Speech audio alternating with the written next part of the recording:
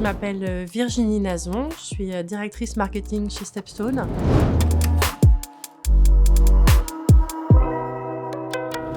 Oui, donc en effet, Stepstone a mené cette étude avec KU Leuven à propos des métiers de demain et par rapport aux sentiments des employés en Belgique par rapport à ces évolutions et à ces métiers de demain. Et les résultats sont assez frappants dans la mesure où il y a 60% des gens qui pensent qu'ils n'ont pas les outils nécessaires aujourd'hui pour s'adapter aux métiers de demain. La moitié qui pense que leur métier va peut-être disparaître aussi à l'avenir. Donc on voit qu'il ne s'agit pas seulement d'une certaine frange de la population, peut-être moins formée au métier du digital, mais on est sur quelque chose, une vraie lame de fond sur ces évolutions technologiques. Et donc le besoin de formation, il est partout, sur tous les types de profils et à tous les âges.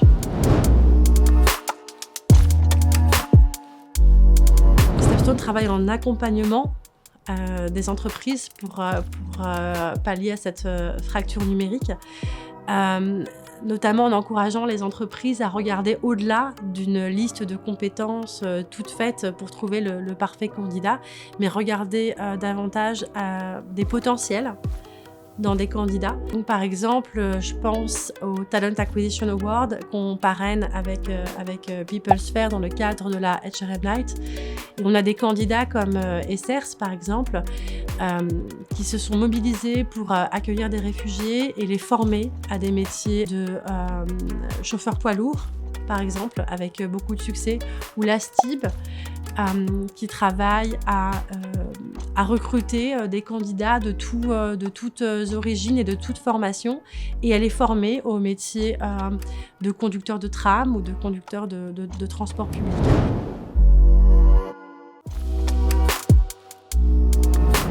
Je pense que ce qui est très important, c'est l'intégration des formations dans les processus existants.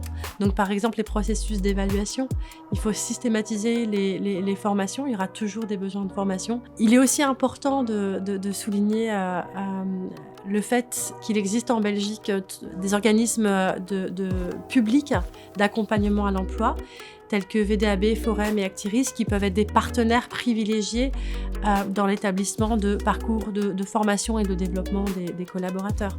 Et aussi nécessaire de souligner l'existence de Sephora, qui propose des formations de manière gratuite sur plein de domaines de très bonne qualité, qui sont à disposition des entreprises et des employés pour effectuer ces formations.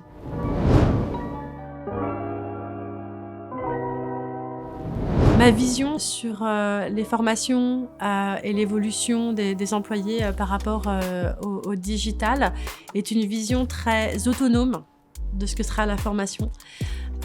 C'est-à-dire qu'il y a une offre qui se développe et qui permet aux employés de trouver eux-mêmes les formations, les bonnes pratiques, des échanges aussi de bonnes pratiques sur Internet.